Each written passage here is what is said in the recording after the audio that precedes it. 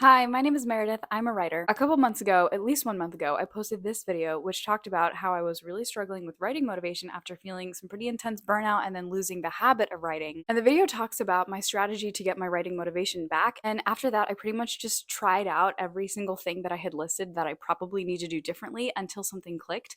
And it clicked. Before, I had been writing like 1 to 2 days a week. There was a 2 week stretch where I wrote like maybe once in there. So I was not prioritizing it at all in my life, and I didn't want to. I wasn't excited about it. I didn't feel the muse. So in this video, I'm going to take you through the things that actually worked to get my writing motivation back. If you enjoyed this video, give it a like, and also subscribe to see more writing craft videos and process videos from me. I also have a Fiverr link down below for developmental critiques and book coaching, so check out the link down below if you're interested in that.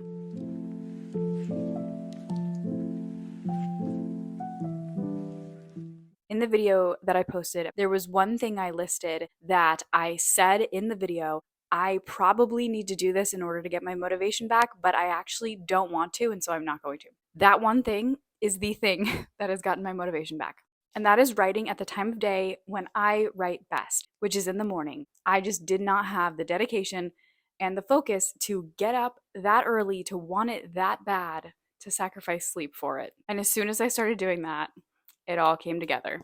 But there's a couple steps before this. We need to know how I was able to drum up the motivation in order to actually get up that early and write.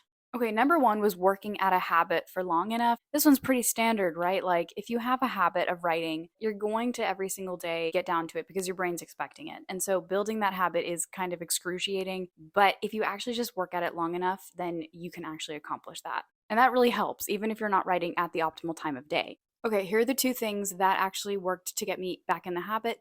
Number one was the 1 hour timer. I did a vlog of that last week. That worked like magic. Just telling myself I don't have to get through an entire chapter a day because that's way too much. I have to just edit for 1 hour a day. And whatever I get done in that hour is good enough. And at least I worked on my book for a significant amount of time to make me feel reacquainted with it. I just have to show up, basically. And the second thing was having a place to log if I actually did show up that day.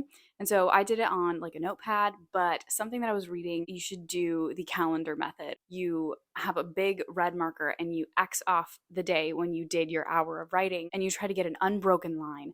And then your only job after that is just to not break that line.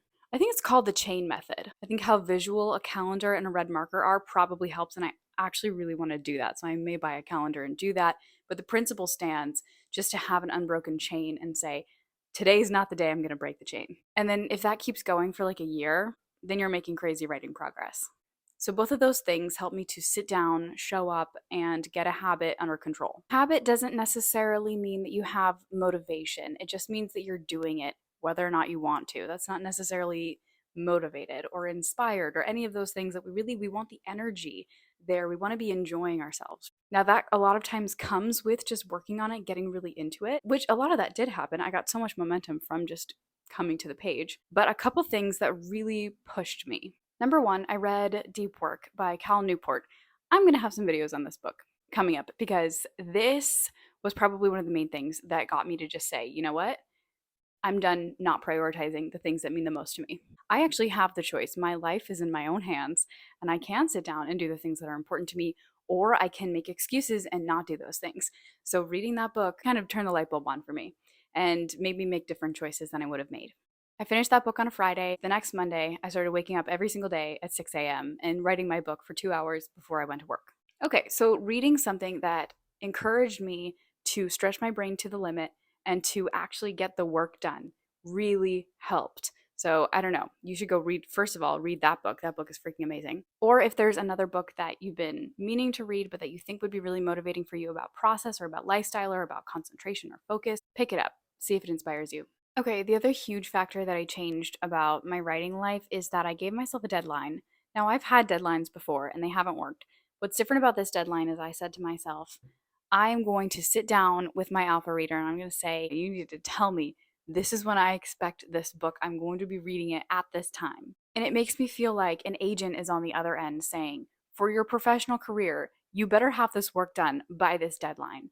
And so involving another person in that accountability and also them actually genuinely excited and waiting for your product that they haven't read yet, that's a really exciting and motivating thing because you're not just breaking your promise to yourself, you're breaking your promise to somebody else if you fail. It gets you to work. So I set that arbitrary deadline, and it is arbitrary because that person's not going to come after me. The agent is not going to drop me because they're not an agent. So it is arbitrary, and I can negotiate these things. But there is another deadline kind of looming in the distance that is less arbitrary, and that's just kind of the timeline of my life. And I just sat down one day and I was like, you know what? How long would it realistically take for me to go at this pace and finish this book?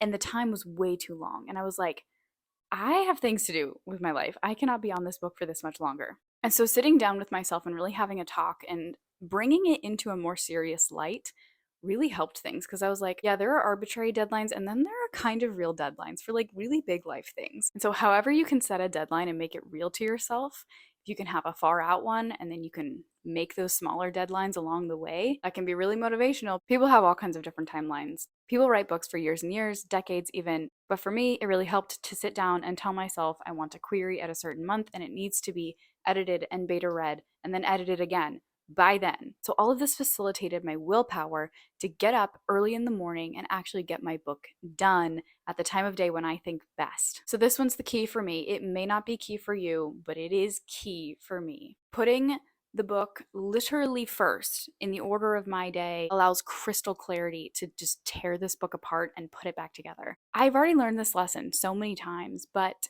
apparently I have to learn it again. If I want to make fast progress that's thorough and also high quality, it has to be in the morning. So for you, figure out what time of day is the golden hour where you're not focused or worried about anything else. That's really the main thing for me, is that the morning is a worry-free zone. Everything else comes later.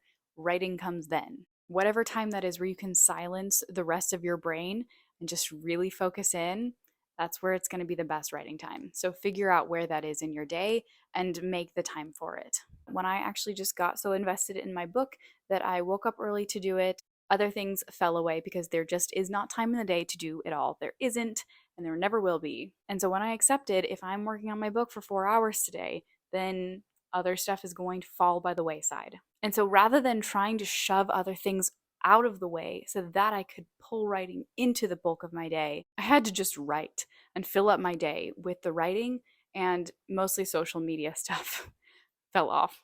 Okay, the other piece of this puzzle, which I cannot control, is inspiration.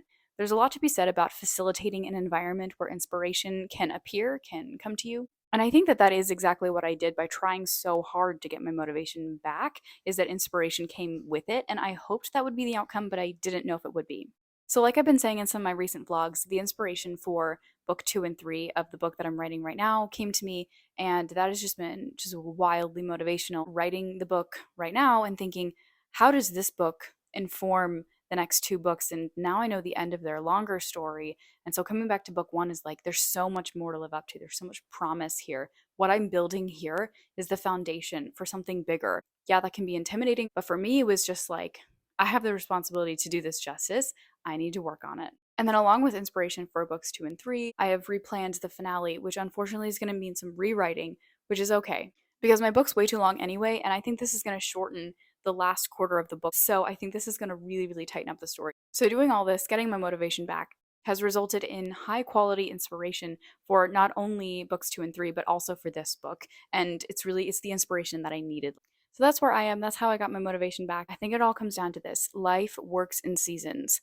It really just does. There are periods of your life where you're able to prioritize one thing over another, or where you're just kind of low energy or down, or just, don't have the fire, and that's okay. But there definitely are techniques and things you can do to help get your mojo back. So that's what I did. That's where I am. I'm thriving right now. Thanks for listening to my update about my writing. I hope your writing's going great. Let me know where you are in your process in the comments. And also, kind of gearing up for NaNoWriMo here a little bit. I'm definitely thinking about it. It's on my mind. Thanks so much for watching. I'll see you in the next video. Bye.